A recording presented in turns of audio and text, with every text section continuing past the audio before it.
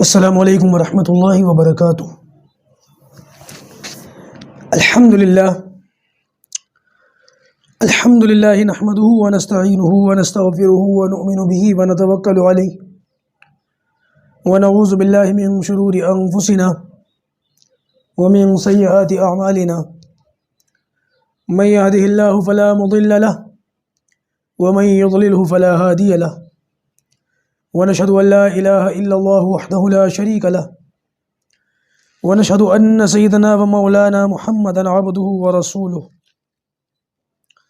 أما بعد، قال الله تعالى في القرآن المجيد: ومن أظلم ممن منع مساجد الله أن يذكر فيها اسمه وسعى في خرابها أولئك ما كان لهم أن يدخلوها إلا خائفين لهم في الدنيا خزي ولهم في الآخرة عذاب عظيم.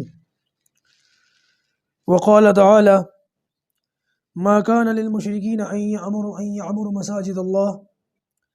مساجد الله شاهدين على أنفسهم بالكفر أولئك حبطت أعمالهم وفي النار هم خالدون.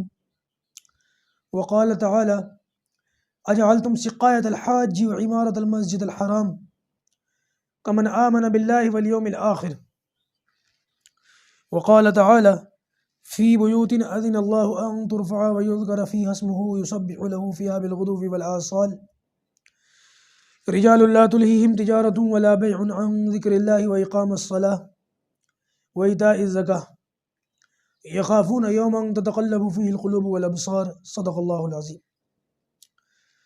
سب لوگ عقیدت سے اور محبت سے درود شریف پڑھ لیجیے. اللہم صلی علی محمد وعلی آل محمد کما صلیت علی ابراہیم وعلی آل ابراہیم انک حمید مجید. اللہم بارک علی محمد وعلی آل محمد کما بارکت علی ابراہیم وعلی آل ابراہیم انک حمید مجید. الحمدللہ، رمضان المبارک کے اندر جتنے بھی عنوان تھے، جتنے بھی مضامین تھے، تقریباً ان سبھی پر بات مکمل ہو چکی ہے. اور ان مضامین میں سے ایک آخری مضمون اللہ کا گھر یعنی کہ مسجد کے متعلق آج تھوڑی سی بات ہوگی. لیکن یہ ہمارا مضمون تو آخر ہے، البتہ یہ ہماری نشست آخری نہیں ہے. ابھی اس مضمون پر ہو سکتا ہے کل پھر دوبارہ ایک مرتبہ آپ کے سامنے حاضر ہونا ہو، کیونکہ مضمون تھوڑا تفصیلی ہے اور کچھ ضروری چیزیں ہیں جو آپ لوگوں کے سامنے میں سمجھتا ہوں کہ رکھنا ضروری ہے. اللہ پاک حق بات کہنے کی اور اس پر عمل کرنے کی توفیق عطا فرمائے. مسجد یعنی کہ اللہ کا گھر، وہ مقام جہاں پر ایمان والے جمع ہو کر اللہ کی عبادت کرتے ہیں، اس کے سامنے رکوع اور سجدے کرتے ہیں، جو باقاعدہ 5 وقتہ باجماعت جس میں نماز ہوتی ہو اور اذانوں کی آوازیں آتی ہوں. ہمارے یہاں اس مکان کو مسجد کہتے ہیں. مسجد کے بارے میں قرآن مجید کے اندر چند ایک آیات ہیں، میں نے خطبے میں آپ کے سامنے پڑھی ہیں. ان سب کا ترجمہ بھی سن لیں. اللہ تعالیٰ ارشاد فرماتا ہے: وَمَنْ أَظْلَمُ مِمَّنْ مَنَعَ مَسَاجِدَ اللَّهِ أَنْ يُذْكَرَ فِيهَا اسْمُهُ وَسَعَى فِي خَرَابِهَا. یعنی اس سے بڑھ کر کون ظالم ہوگا جو اللہ کے گھر میں اللہ کا نام لینے سے روکتا ہو. أُولَٰئِكَ مَا كَانَ لَهُمْ أَن يَدْخُلُوهَا إِلَّا خَائِفِينَ. اور مسجد کی ویرانی میں حصہ لیتا ہو، مسجد کی ویرانی میں کوشش کرتا ہو، لَهُمْ فِي الدُّنْيَا خِزْيٌ وَلَهُمْ فِي الْآخِرَةِ عَذَابٌ عَظِيمٌ. أُولَٰئِكَ مَا كَانَ لَهُمْ أَن يَدْخُلُوهَا إِلَّا خَائِفِينَ لَهُمْ فِي الدُّنْيَا خِزْيٌ وَلَهُمْ فِي الْآخِرَةِ عَذَابٌ عَظِيمٌ.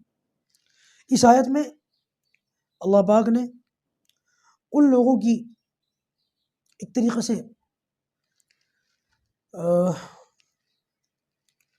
ان لوگوں کا ذکر کیا ہے جو مسجد کو ویران کرتے ہیں، مسجد میں جانے سے روکتے ہیں یا مسجد کی ویرانی میں حصہ لیتے ہیں اور مسجد کی ویرانی میں کوشش کرتے ہیں.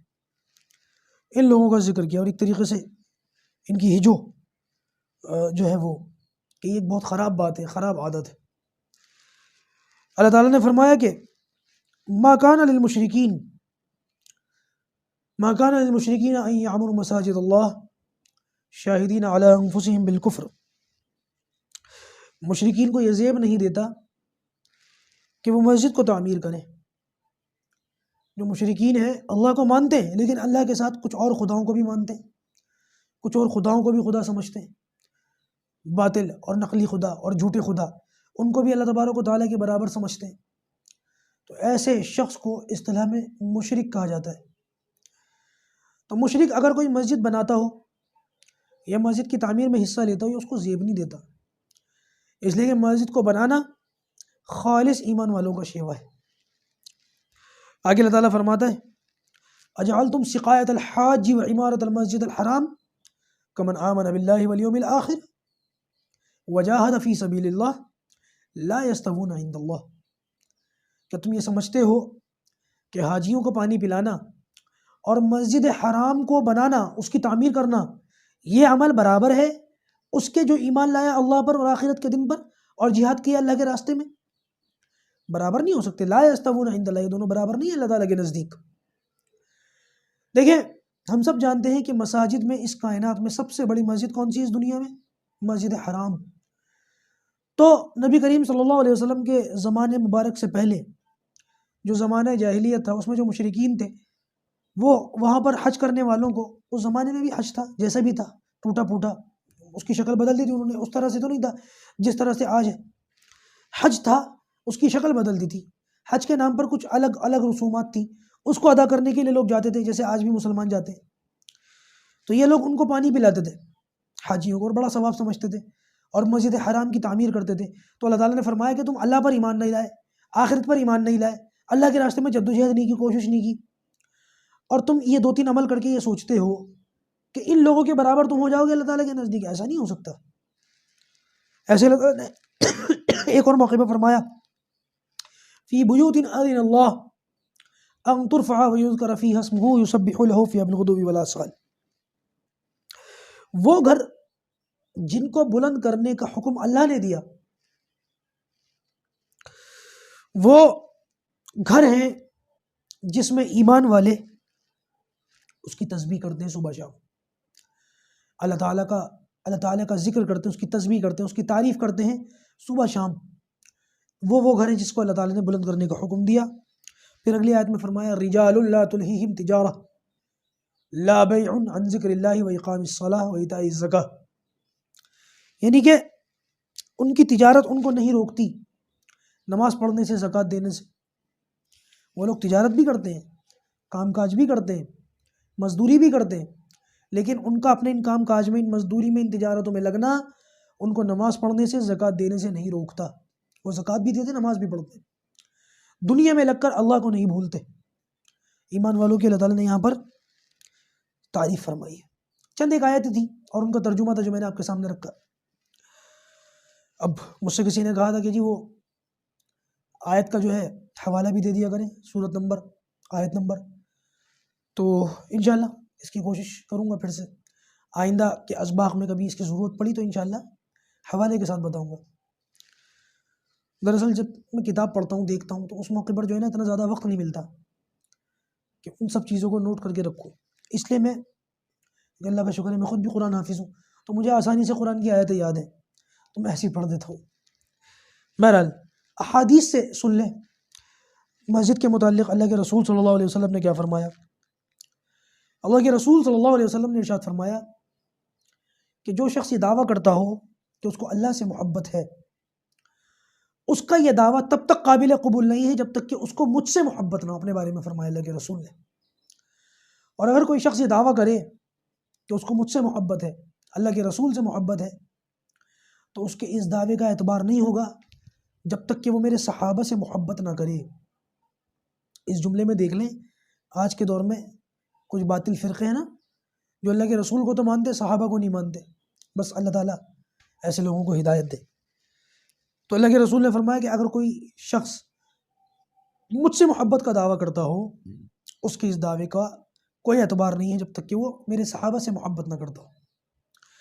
اور اگر کوئی شخص یہ کہے کہ اس کو میرے صحابہ سے محبت ہے، تو اس کے اس دعوے کا کوئی اعتبار نہیں جب تک کہ وہ قرآن سے محبت نہ کرے۔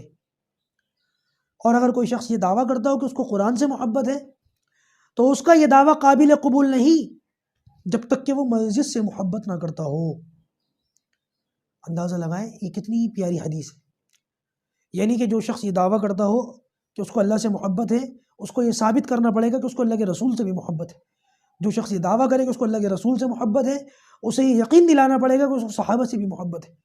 جو یہ دعویٰ کرتا ہو کہ اس کو صحابہ سے محبت ہے، اس کو ثبوت پیش کرنا پڑے گا کہ اسے قرآن سے محبت ہے۔ اور جس شخص کا یہ دعویٰ ہو کہ اس کو قرآن سے محبت ہے، اس کو یہ ثابت کرنا پڑے گا کہ اس کو مسجد سے محبت ہے۔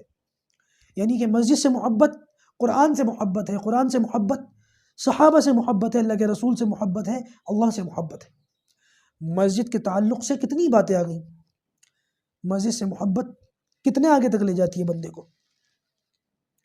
ایک اور روایت میں نبی کریم صلی اللہ علیہ وسلم نے ارشاد فرمایا کہ جس شخص کو تم دیکھو کہ وہ مسجد کی تعمیر میں حصہ لیتا ہو، کسی شخص کو تم دیکھو کہ وہ مسجد کی تعمیر میں حصہ لیتا ہو، یا مسجد کے آباد کرنے میں لگا رہتا ہو، مسجد کے آباد کرنے میں فکر کرتا ہو، یا مسجد کے انتظامات میں فکر کرتا ہو، مسجد کے جو مینجمنٹ جو ذمہ داریاں ہوتی ہیں اس میں لگتا ہو، یا مسجد کی صفائی میں لگتا ہو، جس شخص کو تم دیکھو کہ وہ مسجد کی تعمیر کی فکر کر رہا ہے، صفائی کی فکر کر رہا ہے، انتظامیہ کی فکر کر رہا ہے، جو شخص مسجد کے معاملات کی فکر کر رہا ہے، آپ صلی اللہ علیہ وسلم نے ارشاد فرمایا تم گواہی دو کہ وہ مومن ہے، تم اس بات کی گواہی دو کہ وہ ایمان والا ہے۔ کتنی بڑی فضیلت کی چیز ہے۔ اس کے بعد ایک اور روایت ہے، بخاری شریف کی روایت ہے، نبی کریم صلی اللہ علیہ وسلم نے ارشاد فرمایا کہ حشر کے دن جب سورج سوا نیزے پر ہوگا اس دن، اور وہ دن بھی کیسا، تعرج الملائکۃ والروح الیہ فی یوم کان مقدارہ 50,000 سنہ، 50,000 سال کے برابر کا ایک دن، 50,000 سال کی ڈیوریشن کے برابر اس ایک دن کی ڈیوریشن ہوگی۔ سورج اتنا اوپر ہوگا جتنا اوپر ہمارے پنکھے ہوتے ہیں سوا نیزے پر، اور زمین جو ہے تانبے کی بن چکی ہوگی، اور اللہ تعالیٰ کے عرش کے سائے کے سوا کوئی اور سایہ نہیں ہوگا۔ اللہ کے رسول صلی اللہ علیہ وسلم نے فرمایا کہ اس دن اس عرش کے سائے میں 7 خوش نصیب لوگ ایسے ہوں گے جن کو اللہ تعالیٰ اس سائے میں جگہ دے گا۔ اللہ تعالیٰ ہمیں بھی ان خوش نصیبوں میں شامل فرمائے۔ اس 7 کے ساتھ کا تو بیان کرنا مشکل ہے، لیکن اللہ کے رسول نے فرمایا کہ ان میں سے ایک خوش نصیب وہ ہوگا جو مسجد کی آبادی میں کوشش کرتا ہو، مسجد کی تعمیر میں کوشش کرتا ہو، مسجد کا خیال رکھتا ہے، جس کو مسجد سے محبت ہو، جس کا دل مسجد میں اٹکا ہوا ہو، ایک نماز پڑھ کے جاتا ہے اور اگلی نماز کے انتظار میں لگ جاتا ہے، مسجد کی فکر رہتی ہے، مسجد میں اس کا خیال رہتا ہے، مسجد میں اس کا دل لگا رہتا ہے، ایسے شخص کو قیامت کے دن جو ہے وہ عرش کے سائے میں جگہ ملے گی۔ کنز العمال کی ایک روایت ہے، آپ صلی اللہ علیہ وسلم نے ارشاد فرمایا کہ مسجد جو ہوتی ہے نا، مسجد ہوتی ہے، اللہ کا گھر ہوتا ہے، کچھ لوگ ایسے ہوتے ہیں جن کا گھر مسجد کے قریب ہوتا ہے، اور کچھ لوگ ہوتے ہیں جن کا گھر مسجد سے دور ہوتا ہے۔ اب یہ بڑی پیاری حدیث ہے جو میں پڑھنے والا ہوں کنز العمال کے حوالے سے۔ نبی کریم صلی اللہ علیہ وسلم نے ارشاد فرمایا کہ مسجد کے قریب رہنے والا، اب ثواب کس کو زیادہ ملے گا، ایک قریب رہتا ہے اور ایک دور رہتا ہے، کس کو زیادہ ثواب ملے گا؟ اللہ کے رسول کی زبان مبارک سے سنیں۔ آپ صلی اللہ علیہ وسلم نے ارشاد فرمایا کہ مسجد کے قریب رہنے والے کو دور رہنے والے پر ایسی فضیلت حاصل ہے جیسے کہ اللہ کے راستے میں جہاد کرنے والے کو گھر پر بیٹھنے والے پر فضیلت حاصل ہے۔ اللہ اکبر کبیرہ۔ ایک شخص وہ ہے جو گھر میں بیٹھا ہوا ہے، اور ایک شخص وہ ہے جو اللہ کے راستے میں نکلا ہوا ہے، کتنا فرق ہے دونوں میں؟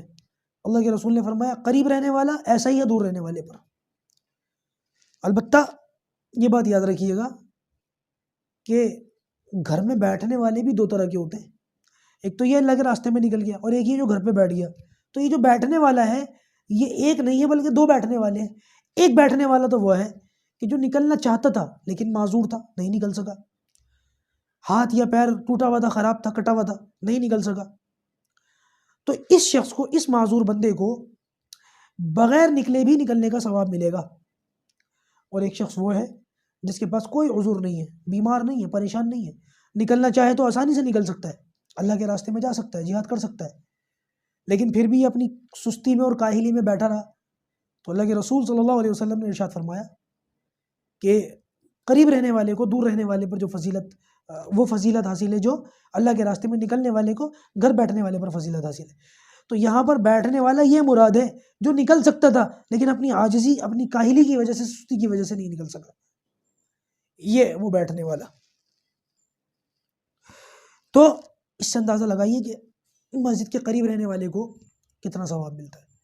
لیکن کسی معاملے میں کوئی ایک حدیث سن کر ایک طرفہ فیصلہ نہیں کرنا چاہیے، دور رہنے والوں کا بھی ہم دل خوش کر دیں۔ چلو بہت سے لوگ ایسے ہوں گے جو مسجد سے دور رہتے ہوں تو وہ کہیں گے بھائی ہمارا تو نقصان ہو گیا ان کے سبق سننے سے، انہوں نے تو ہمیں جو ہے وہ بالکل ہی محروم کر دیا۔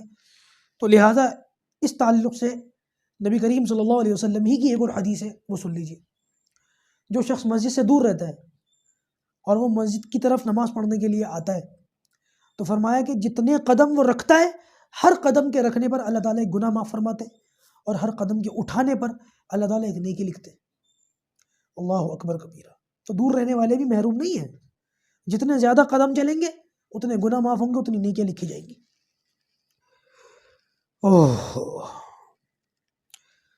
اللہ تبارک و تعالیٰ تو اپنے بندوں کو دینا چاہتا ہے، نوازنا چاہتا ہے، ہمیں لینا نہیں آتا تو کیا کریں؟ ہمیں مانگنا ہی نہیں آتا اللہ تعالیٰ سے، ہمیں لینا ہی نہیں آتا پروردگار سے، کیسے لینا چاہیے، کیسے مانگنا چاہیے، یہ طریقہ سلیقہ ہی ہمیں نہیں آتا۔ جیسے کہ میں نے شاید کسی سبق میں کہا تھا کہ ہماری دوسری چیزیں تو رمضان کے اندر بڑھ جاتی ہیں، دعا وہی 1-1.5 منٹ کی، اس پر تھوڑی سی محنت کرنے کی ضرورت ہے۔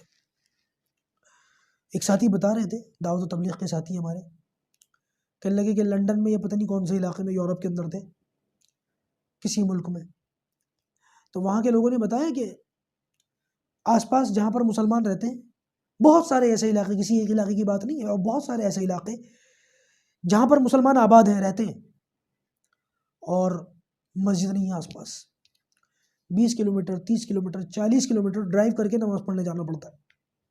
40 کلومیٹر ڈرائیو، 40 کلومیٹر جانا اور پھر نماز پڑھ کے واپس 40 کلومیٹر آنا۔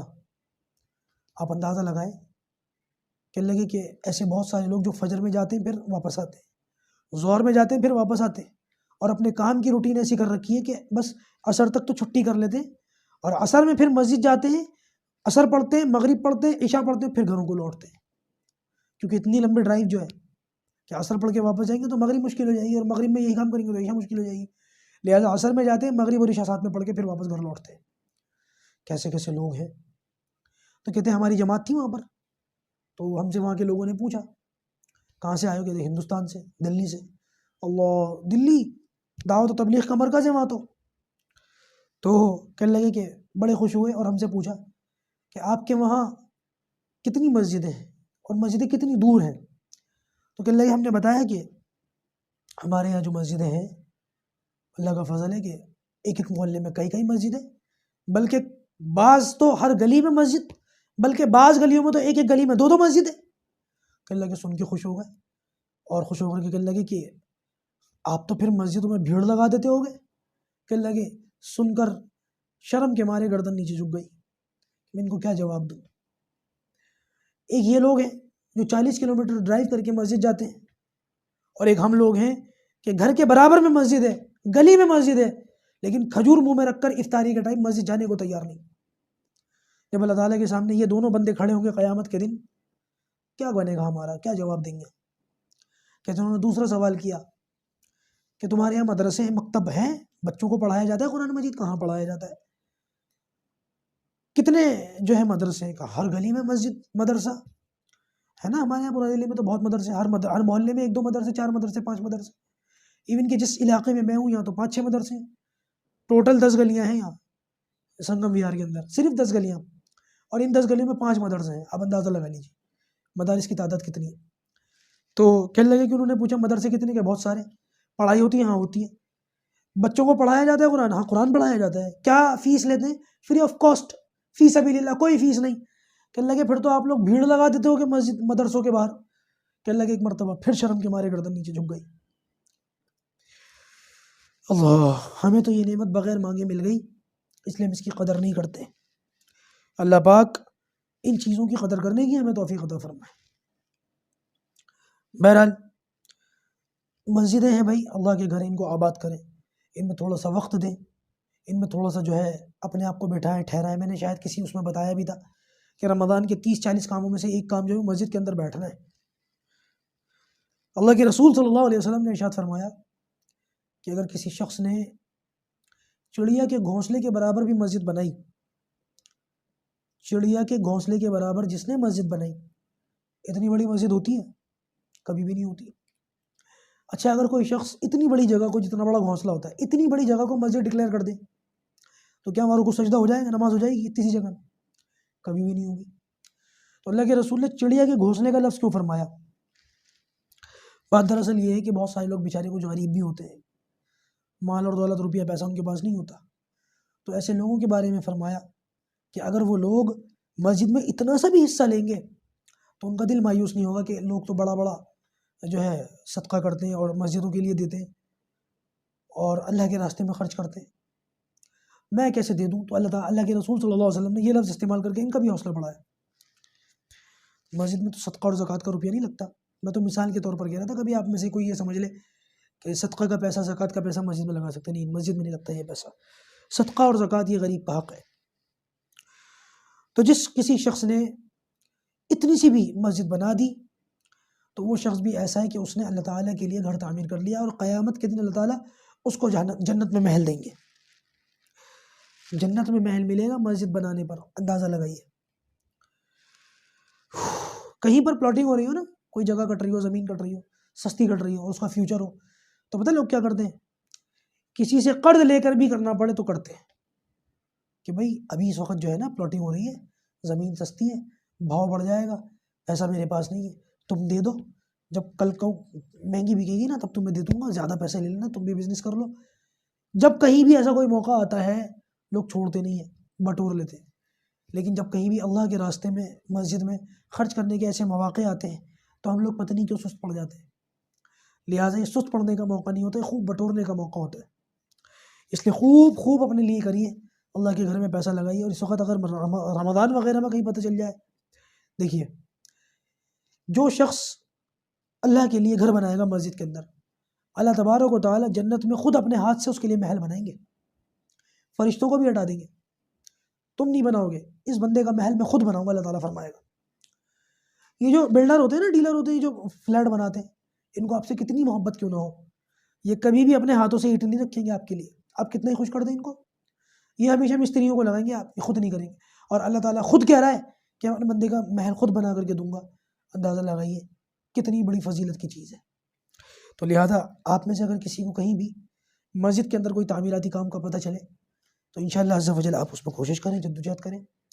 آسانی کے لیے میں بتا دوں، ہماری مسجد سنگم وہار کے اندر جہاں میں نماز پڑھاتا ہوں، ہماری اس مسجد کے اندر ماشاءاللہ نمازی بڑھ گئے، پچھلے 2-3 مہینوں سے تو بہت نمازی ہیں، اتنے ہیں کہ سڑک پر لوگ آ گئے۔ تو مسجد سے آگے، مسجد سے متصل ایک پلاٹ ہے، اس کو مسجد کے اندر شامل کرنے کی کوشش ہے، اور تقریباً 25-30 لاکھ کے قریب کا اسٹیمیٹ ہے، اور میں بھی 18-19 لاکھ روپے جمع ہو چکے ہیں، بیانہ کر چکے ہیں۔ آپ میں سے اگر کوئی شخص حصہ لینا چاہتے ہوں، خواہش مند ہوں، تھوڑا یا زیادہ، کسی پر کوئی پابندی نہیں ہے، تو آپ لوگ مجھ سے رابطہ کر سکتے ہیں، گروپ میں کسی سے بھی میرا نمبر لے سکتے ہیں، بلکہ گروپ میں ایز اے ایڈمن میں سارے گروپس کے اندر موجود ہوں، یا یوٹیوب کمنٹس میں آپ کمنٹ کے ذریعے سے میرا نمبر لے سکتے ہیں، اور مجھ سے رابطہ کر کے مسجد کے تعمیراتی کام میں یا مسجد کے جو پلاٹ کا حصہ اس میں لے کر کے آپ باقاعدہ رسید لے سکتے ہیں، جس کے بھی نام سے، اپنے مرحوم والدین کی طرف سے، کسی رشتہ دار کی طرف سے، اپنے کسی بڑے کی طرف سے، خود اپنی طرف سے آپ حصہ لینا چاہیں، چھوٹا یا بڑا، تو انشاءاللہ آپ رابطہ کریں اور باقاعدہ رسید دی جائے گی، اور باقاعدہ مسجد کے ذمہ داروں سے بات کروا کر کے اس کے اندر تعاون کروایا جائے گا۔ اللہ پاک جو کہا گیا، سنا گیا، ہمیں اس پر عمل کرنے کی توفیق عطا فرمائے۔ آج کے لیے اتنا ہی، انشاءاللہ اس متعلق، کیونکہ موضوع تھوڑا پھیلا ہوا ہے، اس متعلق دوبارہ کل آپ کے سامنے حاضر ہوں گا، اور انشاءاللہ عز و جل آخری سبق ہم اپنا، یہ جو رمضان کا آخری جمعہ ہوتا ہے، اس کو ہم عام طور سے الوداع کے نام سے جانتے ہیں، ہمارا آخری سبق اور دعا انشاءاللہ اس دن ہوگی۔ اللہ پاک آسانی کا معاملہ فرمائے۔ السلام علیکم ورحمۃ اللہ وبرکاتہ۔